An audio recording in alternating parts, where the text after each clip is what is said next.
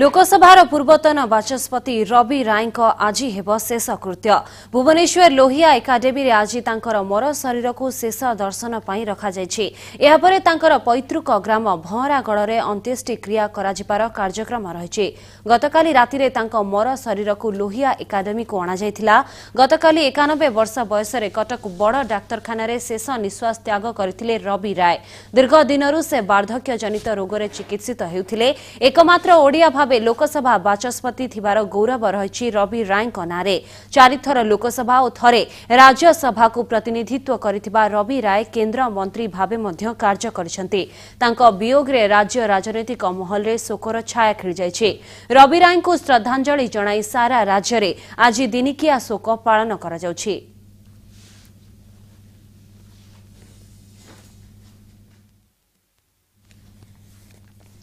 लोकसभार पूर्वतन बाचस्पति रवि राय आज हेब शेषकृत्य भुवनेश्वर लोहिया एकाडेमी रे आज तांकर मर शरीर को शेष दर्शन पाई रखापर पैतृक ग्राम भंवरागढ़ अंत्येष्टि क्रिया करार कार्यक्रम रही।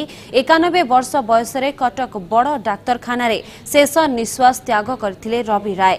दीर्घ दिनरू से वार्धक्य जनित रोगरे चिकित्सित होउथिले एवं एकमात्र ओडिया भावे लोकसभा बाचस्पति थिबार गौरव रही नारे।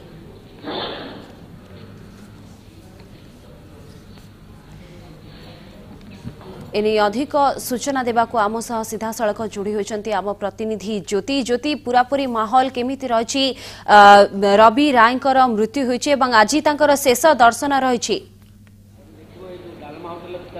हाँ स्वस्तिका देखा विशिष्ट गांधीवादी नेता स्तंभकार ओडिशार प्रथम लोकसभा बाचस्पति एवं प्रवीण राजनीतिक धुरीण राजनीतिज्ञ जो रवि राय गतकाली वियोग घटी स्तब्ध सारा ओडिशा स्तब्ध होती।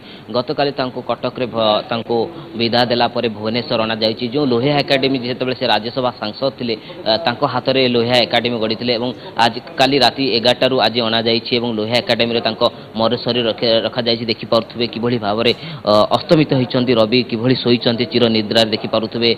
निश्चित भाव में कहवा ये सारा ओडिशा पई गोटे दुखर विषय तांको आज अणा जाइछि एवं तांकर प्रियजन एवं तांको भल पाउथबा समस्त आसीबे ए लोहिया एकाडेमी एवं शेष दर्शन करिवे। आ गोटे बड़ अपडेट देवा पई चाहिबी आउ किछि समय परे मुख्यमंत्री नवीन पटनायक आसीबे श्रद्धांजलि देबे एवं शेष दर्शन करिवे। आउ जा गोटे अपडेट रहिछि जा सूचना रहिछि नीतीश कुमार मध्य आसी पारंती बिहार मुख्यमंत्री मध्य आसी पारंती शरद यादव मध्य जा सूचना रहिछि आसी पारंती शेष दर्शन पई। कहि परिबा गोटे ओडिसार गोटे बड़ क्षति होइछि जे रवि राय मृत्यु। प्रथम ओडिशार बाचस्पति राज्यसभा सांसद केंद्र मंत्री धुरी राजनीतिज्ञ कहवा जो टाइम रे क्राइसिस देखा जाइतला ओडिशा रे राजनीतिक क्राइसिस से टाइम रे क्राइसिस मैनेजर हिसाब रे रवि राय कहा जाए। बिजू पटनायक एकांत सहयोगी थिले जनता पार्टी हो कि सोशलिस्ट पार्टी रे से गोटे प्रमुख नेता थिले। विशेषकर देखा लोहिया एकाडेमी से गढ़ी थिले विभिन्न एकाडेमी मध्य से गढ़ी थिले। निश्चित भाव में आज सारा ओडिशा झुरुची सारा भारत झुरुची। जेतेबेले देखा लोकसभा जेतेबेले शून्य काल रे प्रवर्तक भावे कह जाए निश्चित भाव में ये गोटे बड़ क्षति होइछि सारा ओडिशा पाई। देखि पाउथबे तांकर प्रियजन मध्य आसीचंती एवं श्रद्धांजलि देइचंती पुष्पमाल्य अर्पण करिचंती एवं तांको झुरुचंती। निश्चित भाव में कहबा ये गोटे बड़ क्षति। निश्चित भाव में सीधा सड़क आम आलोचना करबा। प्रफुल्ल सामंतराय अछंती कौन कहिबे जेतेबेले रवि राय गोटे ओडिशार गोटे बड़ क्षति घटला गोटे क्राइसिस मैनेजर थिले जेतेबेले बिजू पटनायक सहित एकांत सहयोग थिले काम करथिले प्रथम लोकसभा बाचस्पति ओडिशार किभଳି देखुचंती तांको वियोग। रवि रायंकर देहांत तांकर राजनीति जीवन अवसान केवल ओडिशार क्षति नुह कना से समग्र देश को गोटे परिवार बोली भाबुथिले ओडिशार संतान भाव में। सबुठु बड़ कथा होची भारतवर्ष रे गांधींकर स्वप्न डॉक्टर लोहिया रामन लोहिया जयप्रकाश जो चिंता करथिले जो माने जेल जाइकरी कारावरण करथिले भगत सिंह भली लोक जो स्वप्न देखिथिले ताकू आधार करके रवि रायंकर राजनीति आरंभ होता। जन समाजवादी भाव में एवं रेभेन्सा कॉलेजर सभापति लोकसभा बाचस्पति सभापति पर्यंत तांकर जो जीवन धारा से जीवन सबुठु बड़ कथा होची जे भ्रष्टाचारहीन राजनीति पई तांकर लड़ाई एवं क्षमतार विकेंद्रीकरण गाँ लोक पंचायत को गोड़ी भाव जीव।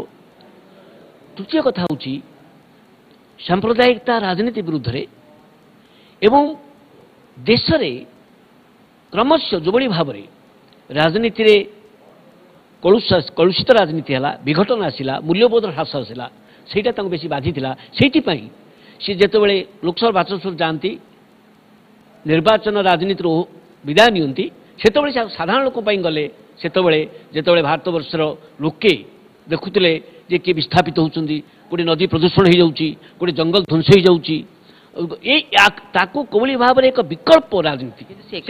ଏକାଧାରେ ଜଣେ ବିଶିଷ୍ଟ ସ୍ତମ୍ଭକାର ଥିଲେ, ଗାନ୍ଧୀବାଦୀ ନେତା ଥିଲେ ଏବଂ ସେ ୱେଲ୍ ଜଜମେଣ୍ଟ କରିପାରୁଥିଲେ, ପ୍ରତ୍ୟେକ ପରିସ୍ଥିତିକୁ ଠିକ୍ ଭାବରେ ମୁକାବିଲା କରିପାରୁଥିଲେ। ସେଇଟା ହେଉଛି ବଡ଼ କଥା ଯେ ବାଚସ୍ପତି ଭାବରେ ତିନିଟା ପ୍ରଧାନମନ୍ତ୍ରୀ ଆସିଲେ। ପ୍ରଥମେ ପିପି ସିଂ, ତାପରେ ଚନ୍ଦ୍ରଶେଖର, ମୋରାରଜୀ ଭାଇ ଭଳି ସେ ଥିଲେ କେନ୍ଦ୍ରମନ୍ତ୍ରୀ, କିନ୍ତୁ ତାପରେ ନରସିଂହରାଓ ଆସିବା ପରେ ଅନ୍ୟ ବାଚସ୍ପତି ହେଲେ। ତେଣୁ ତାଙ୍କର ସାମ୍ନାରେ ସମ୍ବିଧାନ ଥିଲା, ଗଣତନ୍ତ୍ର ଥିଲା, କୌଣସି ଲୋକ, କୌଣସି ବ୍ୟକ୍ତି, କୌଣସି ଦଳ ସାମ୍ନା ନଥିଲା। ଏଥିପାଇଁ ତାଙ୍କ ନିଜ ବନ୍ଧୁମାନଙ୍କୁ, ତାଙ୍କ ନିଜର ସାଥୀମାନଙ୍କୁ ମଧ୍ୟ ଦଳ ବଦଳରେ ଚନ୍ଦ୍ରଶେଖରଙ୍କର ମନ୍ତ୍ରିମଣ୍ଡଳରୁ 7 ଜଣ ମନ୍ତ୍ରୀଙ୍କୁ ବାହାର କରିଦେଇଥିଲେ, ତାଙ୍କର ସବୁ ବନ୍ଧୁ, ସବୁ ସାଥୀ, ସେ କାହା ଖାତିର କରିନଥିଲେ। ଏବଂ ଗୋଟେ ଜଣେ ସୁପ୍ରିମକୋର୍ଟର ଜଜ୍ ତାଙ୍କ ବିରୁଦ୍ଧରେ ଆସିଲା ଭ୍ରଷ୍ଟାଚାର ଅଭିଯୋଗ ଏବଂ କେହି ଚାହୁଁନଥିଲେ ସେତେବେଳେ ଗୋଟେ, କିନ୍ତୁ ସେ ନିଜେ ଜଜ୍ମାନଙ୍କୁ ନେଇକରି କମିଟି ବସେଇଲେ। କମିଟି ବସେଇବା ପରେ ଘୋଷଣା କରିଦେଲେ ଯେ ଇନକ୍ୱାରି ହେବ, ଇମ୍ପିଚମେଣ୍ଟ ମୋସନ୍ ଆସିବ। ସେଇଟା ହେଉଛି ଇତିହାସ ତାଙ୍କର।